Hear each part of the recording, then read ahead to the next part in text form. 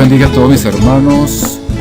Soy Salsades Pérez, pastor de la iglesia Jesús de Nazaret, aquí en Maracay. En esta oportunidad vamos a comenzar a estudiar el libro de Romanos. El libro de Romanos tiene varios títulos por aquí. Aquí dice saludo, pero en alguna de sus Biblias, alguna de las Biblias que estamos acostumbrados a Reina Valera, va a aparecer salutación de Pablo. Ok, saludo, pero el saludo es de Pablo. Y tenemos otro título que dice que Pablo anhela ir a Roma. Otro título que dice que el justo vivirá por la fe. En otras Biblias, como la Reina Valera, creo que la del 95, el 65, dice el poder del Evangelio. Y aquí un último título que dice la ira de Dios contra la justicia. O dicen nuestras Biblias tradicionales, el justo juicio de Dios, en otras versiones. Son de los títulos de los cuales trata el libro de Romanos 1. Para entender el libro de Romanos es necesario primero tener claras algunas cosas. Tenemos que saber que Dios tenía un pueblo llamado Israel, tiene un pueblo llamado Israel, que es su pueblo elegido, y que también hay otro pueblo sacado de en medio de todas las naciones, o la reunión de todas las naciones, de todos los pueblos, que se llama el pueblo gentil. Una cosa es el pueblo judío y otra cosa es el pueblo gentil. También tenemos que saber que aquí en Romanos explica, más bien el libro de Gálatas 2, vamos a buscarlo por aquí. En Gálatas, vamos a ver, el libro de Gálatas, dice, bueno, aquí lo tengo apartado por aquí. Antes, por el contrario, como vieron que me había sido encomendado el evangelio de la incircuncisión. ¿Ok? Evangelio de la incircuncisión. Como a Pedro, el evangelio de la circuncisión. O sea que hay dos evangelios. Un evangelio de la circuncisión, que fue encomendado a Pedro, y un evangelio llamado el evangelio de la incircuncisión. Y por ende, dos apostolados. El apostolado para el de la circuncisión y el apostolado de la incircuncisión. Todo eso lo tenemos que tomar en cuenta a la hora de estudiar el libro de Romanos, para no estar en confusión. Ok, vamos a ver qué dice aquí. Pablo, siervo de Jesucristo. Salutación de Pablo, dice aquí. Salutación de Pablo. Pablo, él se presenta en una carta que le está haciendo a los romanos. ¿Qué romanos son estos? ¿De dónde salen estos romanos? Resulta que cuando hubo la manifestación por primera vez allá en el libro de los Hechos, capítulo 1 en adelante, en el capítulo 1, esta gente que se convirtieron en el evangelio ese día, en ese tiempo, eran personas que venían tanto judíos como prosélitos. Prosélitos son personas que fueron hechos de Israel porque reconocieron a Dios y las leyes de Israel, incluso se circuncidaron y se hicieron hijos de Israel. Como también los propiamente judíos que estaban allí en ese tiempo creyeron al evangelio y ellos volvieron a sus lugares de origen. Entonces estas personas romanos estaban en su ciudad de origen, y estos hijos de Israel, tanto hijos de Israel como prosélitos, ellos comenzaron a fundar iglesias. Y fue tanta la fama de ellos que se divulgó en todo el mundo, que Pablo se enteró, y el Pablo tenía como dice aquí en el título, un anhelo de ir a Roma para visitarlo, para confirmar dones y confirmar la creencia de ellos. Vamos a ver qué dice aquí. Pablo, siervo de Jesucristo, llamado a ser apóstol, apartado para el Evangelio de Dios. Entonces él se presenta en primer lugar, como un siervo de Jesucristo. Un siervo de Jesucristo. Porque el llamado de Pablo fue directamente por Jesucristo. Él iba por el camino, dice que iba respirando aún amenaza contra los siervos de Dios para torturarlo y hacer que renegaran de Cristo. Y cuando escucha una voz que le dice: Saulo, ¿por qué me persigues? Y ahí comenzó el llamamiento de Pablo, que antes era Saulo. Entonces este Pablo, siervo de Jesucristo, él tiene un llamamiento que a ser apóstol.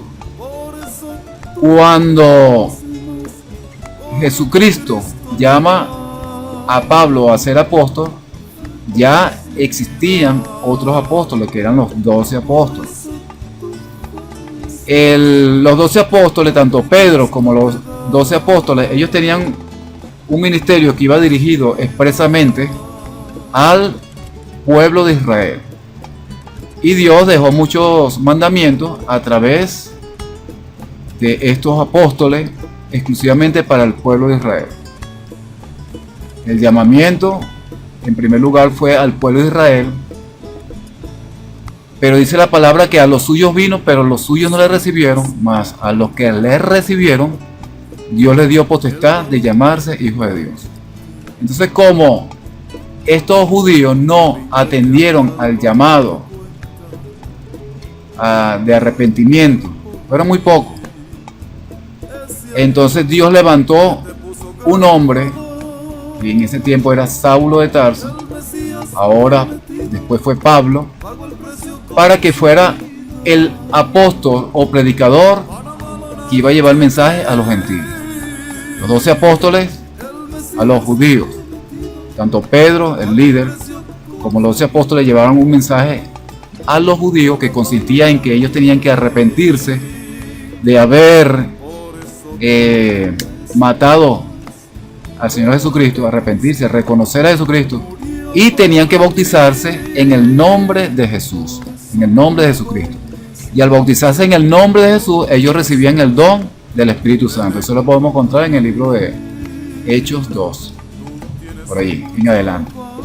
Ellos tenían que, estos judíos, por la predicación de Pedro y los demás apóstoles, para alcanzar una salvación, para recibir el don del Espíritu Santo, bautizarse en el nombre de Jesús. Pero cuando Dios hace el llamamiento a los gentiles, al pueblo que no era los judíos, que no eran de Israel, sino a los gentiles, cuando los gentiles, los judíos rechazan la predicación, rechazan al Señor, incluso lo mataron. Entonces, en el llamamiento del apóstol Pablo, estos gentiles se les dado un evangelio llamado el evangelio de la incircuncisión, que consistía en creer que Jesucristo muere en la cruz, es sepultado y al tercer día resucitó. El hombre que creía, que escuchaba el mensaje a través de la locura de la predicación, el mensaje del evangelio, como dice el libro de Corintios 15, el evangelio que consiste en que Jesucristo muere en la cruz, pero al tercer día resucita. Y como dice Romanos 8 en adelante, por allá, más que dice: cerca de ti está la palabra, en tu boca y en tu corazón. Esta es la palabra de fe que predicamos, que si confesares con tu boca que Jesús es el Señor y crees en tu corazón que Dios lo levantó entre los muertos, serás salvo. Entonces, este apóstol Pablo, predicando el evangelio de la incircuncisión a los gentiles, inmediatamente que por su palabra, cuando ellos creían, recibían el Espíritu Santo. Por lo contrario, los demás apóstoles, cuando predicaban el evangelio de la incircuncisión, Pedro y los demás apóstoles, al pueblo judío, ellos tenían que, una vez que se arrepentían, bautizarse en el nombre de Jesús, como lo dice la Escritura. Bautícense cada uno en el nombre de Jesús para que recibáis el don del Espíritu Santo. Y ahí es donde viene la confusión, que muchos pastores, muchas personas se están bautizando en el nombre de Jesús, no sabiendo que eso era algo que ocurría especialmente y solamente a los judíos. Nosotros ahorita, los cristianos que creemos a través de la predicación, que vienen del origen del llamamiento de Pablo, es solamente por escuchar con fe. Por escucharlo fe. Y esto es una de las cosas que va a ir explicando el libro de los Romanos, que la salvación es por gracia, es por creer en el Evangelio, solamente creer en el Evangelio. ¿Cuál Evangelio? Creer que Jesucristo murió en la cruz, fue sepultado y al tercer día resucitó. Y ahorita está a la diestra de Dios Padre. Este apóstol, Pablo, apartado para el Evangelio de Dios. Y de ahí viene que escuchamos siempre en las iglesias, y esto viene de aquí, el concepto de la santidad. ¿Qué es santidad? Bueno, apartado para Dios. Apartado para el Evangelio de Dios. De ahí viene el concepto de la santidad. Que él había prometido antes por su profeta. ¿Quién había prometido por su profeta? ¿Y qué había prometido? Bueno, Dios, este Dios que está aquí, Jehová de los ejércitos, había prometido por sus profetas en las Santas Escrituras, ¿a quién? A su Hijo Jesucristo. Como dice aquí, acerca de su Hijo, nuestro Señor Jesucristo, que era del linaje de David según la carne. Esto lo podemos ver, Jesucristo, linaje de David según la carne, como hombre, porque sabemos que Jesucristo vino en carne, vino como hombre, nació a través de una virgen, la Virgen María, la Virgen que se llamó María. Esto lo podemos ver claramente en el libro de Mateo, Marcos, Mateo 1. En la genealogía, ¿ves? Aquí está, genealogía de Jesucristo. Vamos a ponerlo en grande para que se entienda. Aquí nos habla el libro de la genealogía de Jesucristo, hijo de David, hijo de Abraham. Abraham engendró a Isaac, Isaac engendró a Jacob, Jacob a Judá y a sus 2 hermanos. Judá es el mismo Israel, el mismo.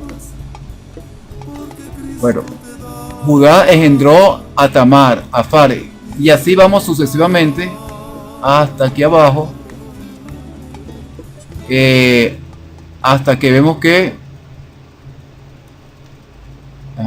dice aquí, y Jacob engendró a José, marido de María. Vamos a subrayarlo aquí, marido de María, de la cual nació Jesús, llamado el Cristo. Vamos a ponerle un colorcito aquí para tenerlo aquí, ¿ves? Marido de María, de la cual nació Jesús, llamado el Cristo.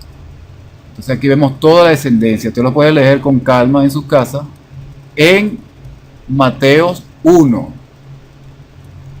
hasta el 16 y 17 por aquí. Ok, seguimos. Mateo, Marco, vamos a ver, Romanos 1. Estamos en Romanos 1. Ok, seguimos. Voy a ponerle grande. Acerca de su Hijo nuestro Señor Jesucristo, que era del linaje de David según la carne, que fue declarado Hijo de Dios con poder, según el Espíritu de Santidad, por la resurrección de entre los muertos. Fíjense bien, aquí está una parte muy importante. dice que este Jesucristo fue declarado Hijo de Dios con poder. Jesucristo vino a la tierra y Él hacía milagros y hablaba con mucha sabiduría y daba señales, ese tipo de cosas. Pero aún había una duda si verdaderamente este Jesús era el Hijo de Dios. Y causaba gran controversia entre las personas judías en aquel tiempo. Y causaba celos entre los escribas y fariseos y todo este tipo de gente que estaban allí, entre los escribas. Y se producían grandes revueltas porque este hombre predicaba y se hacía llamar Hijo de Dios. Hasta el punto que lo mataron porque no creían que verdaderamente el Hijo era Hijo de Dios a pesar de todas las señales que hacía. Y cuando le dicen a Jesús que le dieran una señal, bueno, danos una señal, a ver si verdaderamente eres el Hijo de Dios. Entonces le dijo, ustedes piden señal, pero señal no se les dará, solamente la señal de Jonás, que así como Jonás estuvo 3 días en el pez, en el vientre del pez, así mismo iba a estar el Hijo del Hombre en el centro de la tierra. Como dice la Escritura, que bajó a los infiernos y al tercer día resucitó, dice la Escritura. Entonces, este Jesús, cuando resucita, fue la señal de Jonás. Cuando él sale, resucita, murió, resucitó al tercer día. Entonces dice aquí que fue declarado Hijo de Dios con poder, según el Espíritu de Santidad, por la resurrección de entre los muertos. Una vez que él resucita ya, indudablemente, aún los que los traspasaron, se lamentaron y dijeron que verdaderamente este Jesús era el Hijo de Dios. Y por quien recibimos la gracia. ¿Quién recibió la gracia? Y el apostolado, dice aquí. Por quien recibimos la gracia y el apostolado. Pablo y los demás apóstoles recibieron de este Jesús que resucitó entre los muertos, recibieron el apostolado para la obediencia a la fe en todas las naciones por amor de su nombre, entre los cuales estáis también vosotros llamados a ser de Jesucristo. Entonces le está diciendo a los de Roma, porque la carta es para los que están en Roma, los que habían creído en Pentecostés, que volvieron a sus estados de origen, a sus países. Entonces él le dice que el llamado de ellos es también a ser de Jesucristo, así como el llamado de nosotros también a qué, a ser de Jesucristo y a ser santo, a ser apartado, como dice aquí en amarillito, apartado para el evangelio de Dios. ¿Okay? Nosotros somos apartados, santos, apartados para el evangelio de Dios. A todos los que estáis en Roma, amados de Dios, llamados a ser santos. Y después dice, gracia y paz a vosotros de Dios, nuestro Padre, y de nuestro Señor Jesucristo. ¡Qué belleza! Por aquí tenemos un segundo título que dice, Pablo anhela ir a Roma. Entonces, en conclusión de esta primera parte, de este saludo aquí, Pablo, apóstol para los gentiles, y Pedro, los demás apóstoles, apóstol para los judíos. Uno predicaba, Pablo, el evangelio de la incircuncisión, Pablo, el evangelio de la incircuncisión, y Pedro, el evangelio de la circuncisión. Los judíos tenían que bautizarse en el nombre de Jesús para recibir el don del Espíritu Santo, y nosotros los gentiles no tenemos que bautizarnos en el nombre de Jesús para recibir el Espíritu Santo. Solamente que al nosotros aceptar, creer en nuestro corazón y confesar con nuestra boca que Jesucristo murió en la cruz y resucitó al tercer día, ya recibimos el Espíritu Santo. Y somos bautizados, una vez que somos salvos, para confirmación, somos bautizados en el nombre del Padre, del Hijo y del Espíritu Santo. El judío se bautizaba en el nombre de Jesús para recibir el Espíritu Santo. Y nosotros no tenemos que bautizarnos en el nombre de Jesús para recibir el Espíritu Santo, sino solo con creer.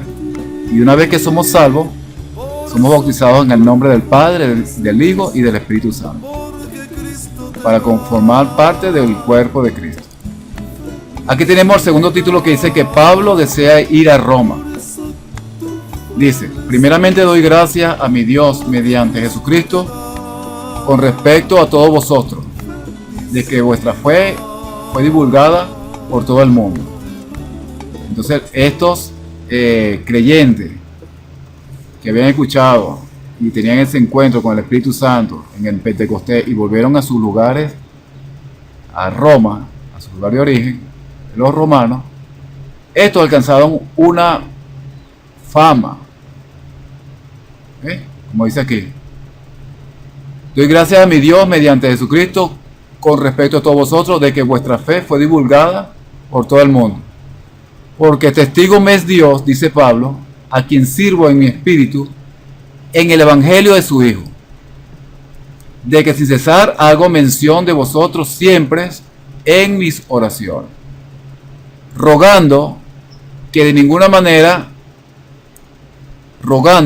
alguna manera tenga al fin, por la voluntad de Dios, un próspero viaje para ir a vosotros. O sea, Pablo quiere ir a visitar, ¿a quién?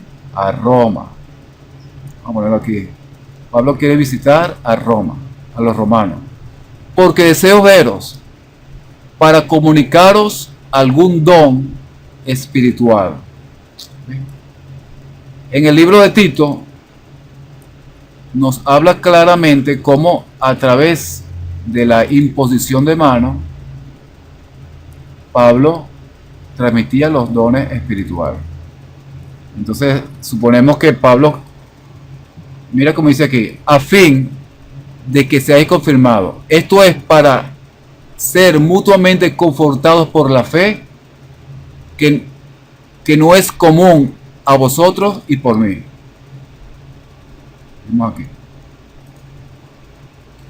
Pero no quiero, hermano, que ignoréis que muchas veces me he propuesto ir a vosotros, pero hasta ahora he sido estorbado, para tener también entre vosotros algún fruto, como entre los demás gentiles, a griegos y a no griegos, a sabios y a no sabios, soy deudor.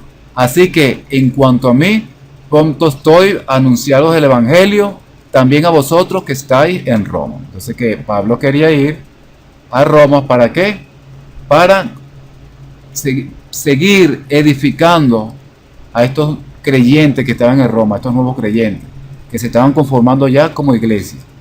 Y por supuesto ordenar, porque cuando estudiamos el libro de los Corintios, qué desorden había en las iglesias, y Pablo tenía que comenzar a ordenar las iglesias que comenzaban a hablar lengua desordenadamente y una serie de cosas. Pablo tenía que poner orden.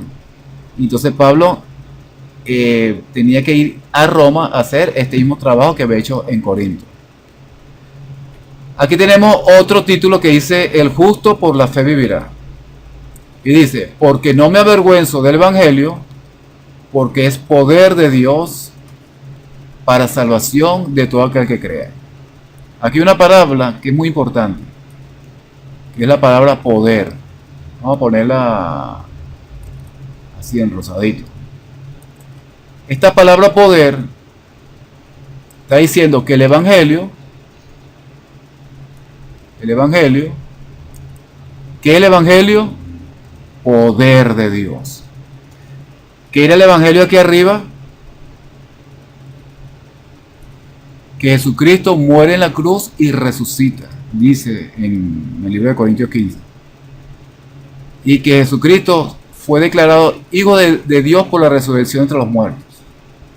O sea, el evangelio es que Jesucristo muere en la cruz y resucita al tercer día. La palabra evangelio, cuando dicen, no, el evangelio quiere decir buenas nuevas, no es que significa buenas nuevas, sino las buenas nuevas de que Jesucristo muere en la cruz y resucitó al tercer día. Mira, te traigo el evangelio. El evangelio es, resucitó, muere en la cruz, pero resucita.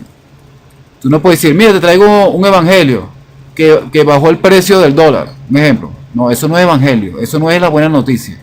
La buena noticia es que Jesucristo muere en la cruz, pero al tercer día resucitó. Eso es el evangelio. Y todo aquel que en él crea, que crea eso, no se pierde, mas tiene vida eterna, porque recibe el Espíritu Santo.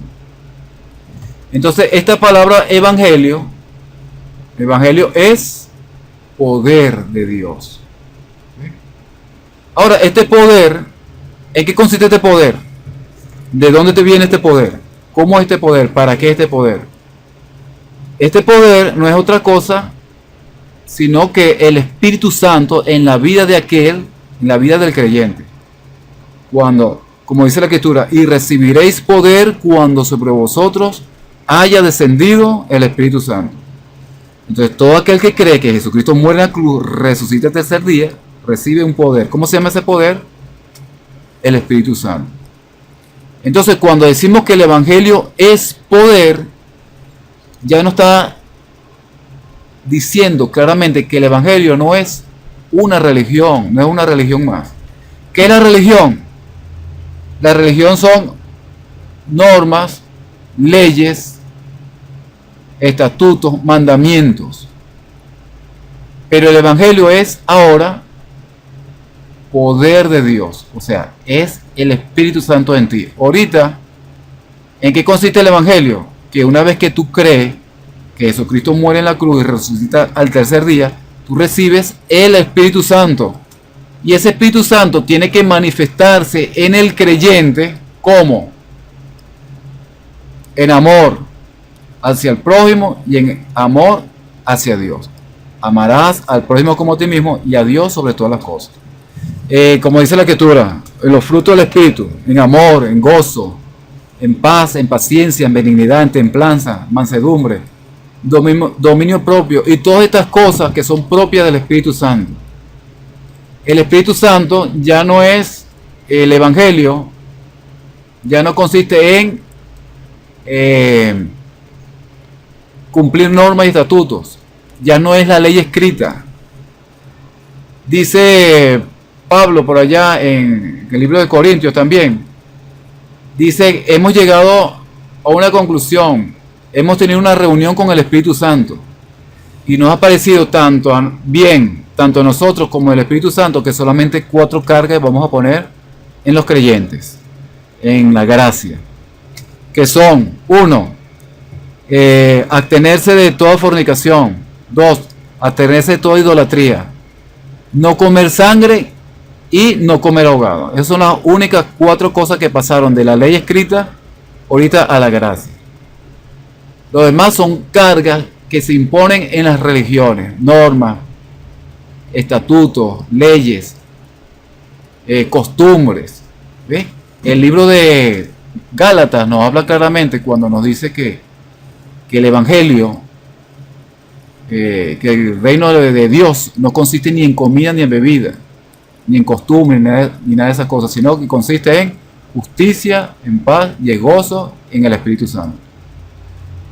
Porque en el Evangelio la justicia de Dios se revela por fe y para fe, como está escrito: el justo por la fe vivirá. Entonces el libro de Romanos, más adelante también nos empieza a explicar que ya la salvación no es por obras. No hay nada que pueda hacer el hombre con la cual pueda ser salvo. Solamente creer en el Evangelio. Cada vez que hablamos de la palabra Evangelio, es que Cristo muere en la cruz, es sepultado y al tercer día resucitó. Eso significa Evangelio. Y el Evangelio es poder de Dios para salvación de todo aquel que cree. Primeramente al judío, porque al judío es la gloria, el parto, la promulgación de la ley, el Evangelio, todo. Y también al griego. Aquí tenemos un último título que dice, en el libro de Romanos, que dice: la ira de Dios contra la injusticia. En el original dice: o en el original no, en nuestras Biblias que estamos acostumbrados, de Reina Valera, dice el justo juicio de Dios. Bueno, entonces en esta parte, en esta cuarta parte del libro de Romanos, nos habla que de la ira de Dios contra la injusticia. Dios se revela y tiene un castigo y una acción contra el pecado y contra la injusticia de los hombres. Vamos a ver cómo se refiere aquí la palabra de Dios. Porque la ira de Dios, vamos a subrayar esta palabra, que dice la ira de Dios. Vamos a ponerle un amarillito aquí. La ira de Dios. Ah, mira, se borró. Ya. Puede tener rosadito. La ira de Dios se revela desde el cielo contra toda impiedad. Esta palabra, esta toda impiedad, ¿qué significa toda impiedad? Wow. Esta toda impiedad significa todas esas cosas malas que se llaman pecado: fornicación, adulterio, hechicería, brujería, idolatría, pleitos, hilos con iras, contiendas, falta de perdón, odios, rencores, robos,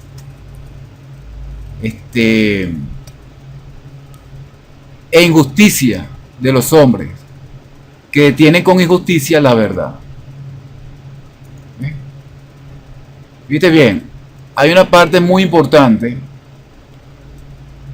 hombres que detienen con injusticia la verdad. Ya sabemos que el Señor nos presenta un evangelio que consiste en creer que Jesucristo es el Hijo de Dios, que muere en la cruz y resucita al tercer día. Y la finalidad del evangelio de nosotros como evangelistas, o los que evangelizamos, o los que predicamos la palabra de Dios, es llevar este mensaje de salvación a la gente, para que la gente acepte al Señor, se convierta y obtenga la salvación de sus almas.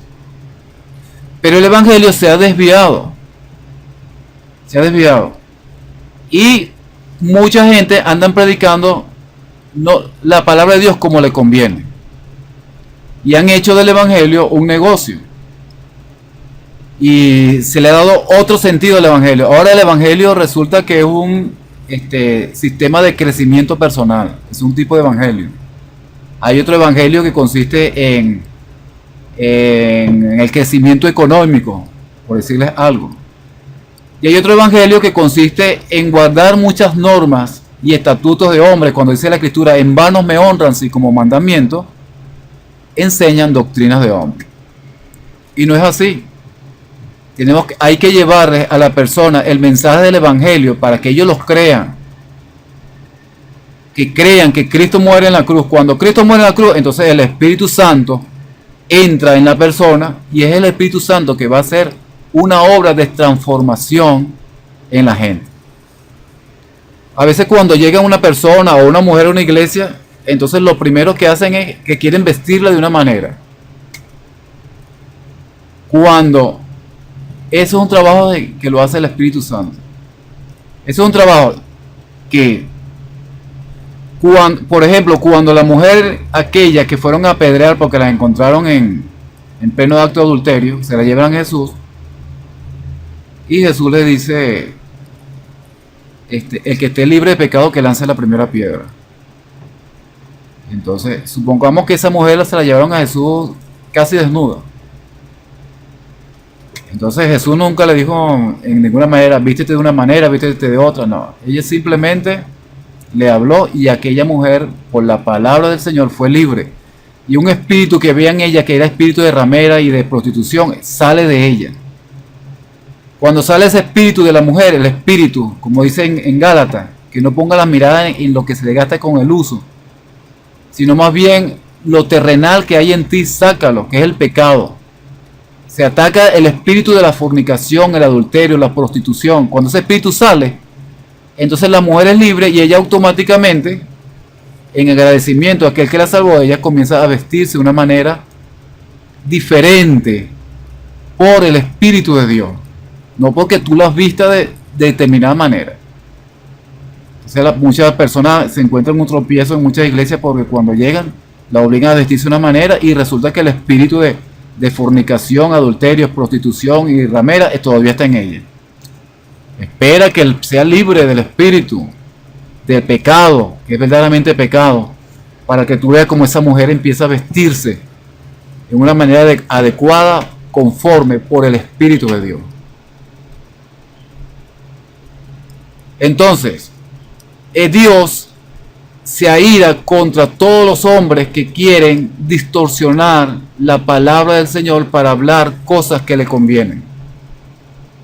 Después dice más adelante, porque lo que de Dios se conoce, le es manifiesto. Pues Dios se lo manifestó, porque las cosas invisibles de Él, su eterno poder y su deidad, vamos a subrayar esta palabra deidad, se hacen claramente visibles desde la creación del mundo, siendo entendidas por medio de las cosas hechas, de modo que no tienen excusa. Entonces dice la Escritura que no hay excusa para no creer en Dios, no hay excusa. Porque dice la Escritura que aún la naturaleza misma cuenta la gloria de Dios. Es imposible, dice la Escritura, dice el necio en su corazón, no hay Dios. Mira lo que dice aquí. Pues habiendo conocido a Dios, no le glorificaron como a Dios, ni le dieron gracia, sino que se envanecieron en sus razonamientos y su necio corazón fue entenebrecido. ¿Ves? Su necio corazón fue entenebrecido. ¿Por qué? Hablan lo que les conviene, distorsionan el evangelio, se salen del mensaje de salvación. Profesando ser sabios, se hicieron necios y cambiaron la gloria de Dios incorruptible por semejanza de imagen de hombre corruptible, de aves, de cuadrúpedos y de reptiles. O sea, hay doctrinas por allí que tienen en su iglesia imágenes donde cuando las personas llegan, los creyentes llegan a la iglesia, se inclinan primero, se hacen la cruz delante de esas imágenes, como que si esas imágenes pudieran ser honradas, o como que se pudieran escuchar o ver o tuvieran algún poder para ayudar al hombre. Por lo cual Dios también los entregó a la inmundicia, en la concupiscencia de sus corazones, de modo que deshonraron entre sí sus propios cuerpos. Entonces, una consecuencia de conocer a Dios, pero no adorar al Dios del cielo, sino adorar a otros dioses que no es Dios, después de haberlo conocido, es que viene el homosexualismo y el lesbianismo. Fíjense bien, ya que cambiaron la verdad de Dios por la mentira, honrando y dando culto a las criaturas antes que al Creador, el cual es bendito por los siglos. Amén. Por esto Dios los entregó a pasiones vergonzosas. Aquí está. Por esto Dios los entregó a pasiones vergonzosas. ¿Por qué los entregó Dios a pasiones vergonzosas? Por haber cambiado la verdad de Dios. Por haberse inclinado a ídolos falsos antes que a Dios, al verdadero Dios. Dios los entrega a pasiones vergonzosas. ¿Cuáles son estas pasiones vergonzosas? Vamos a ver qué dice aquí. Pues aún sus mujeres cambiaron el uso natural por la que es contra naturaleza. ¿Cómo se llama esto? Lesbianismo. Y de igual modo, también los hombres, dejando el uso natural de la mujer, se encendieron en su lascivia unos con otros. ¿Cómo se llama esto? ¿Cómo se llama esto? Homosexualismo. Ajá. Entonces, por aquí tenemos a la mujer mujeres que cambian su uso natural por el cual es contra naturaleza, o sea, mujeres con mujeres, eso se llama lesbianismo. Y por aquí tenemos que se encendieron en su lascivia unos con otros, cometiendo hechos vergonzosos hombres con hombres. ¿Cómo se llama eso? Hombres con hombres, ¿cómo se llama eso? Eso se llama homosexualismo. Bueno, por aquí tenemos homosexualismo masculino, homosexualismo femenino, el de la mujer. ¿De dónde viene este homosexualismo? Porque Dios los entregó a pasiones vergonzosas. Vamos a cambiar el color para que no se enrede. Vamos a ponerle aquí. Bueno, vamos a dejarlo así.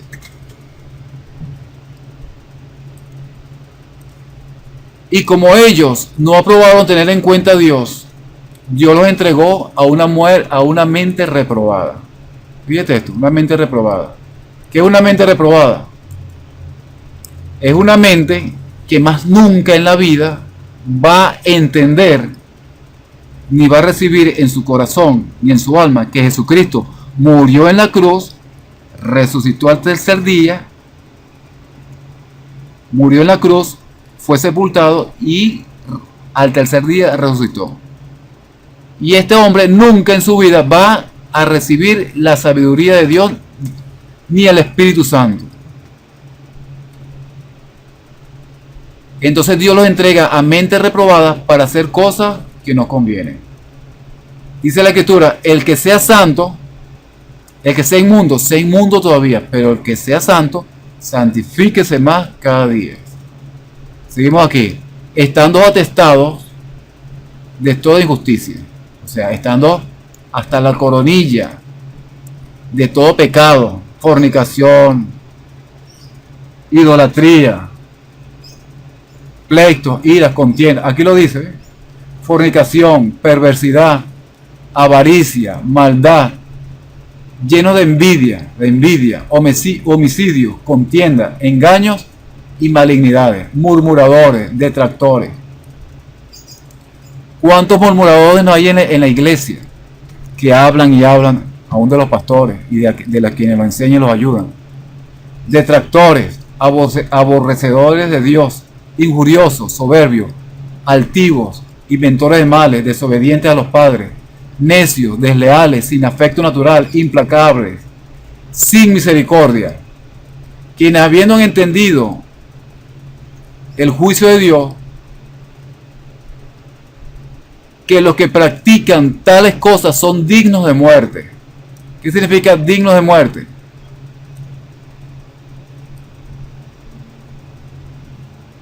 Esto es digno de muerte. ¿Dónde están los dignos de muerte? Se perdió. Bueno, los dignos de muerte son aquellos que no van a tener parte en la primera resurrección, sino que van a ser resucitados en la segunda resurrección para condenación, para ser lanzados junto con Satanás en el lago de fuego. Aquí están. Son dignos de muerte. Vamos a subrayarlo aquí.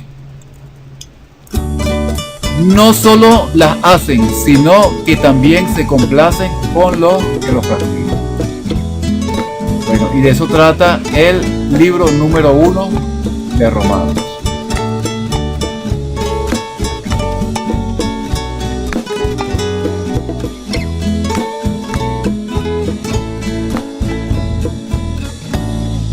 Vales más que el oro, vales más que plata, vales más que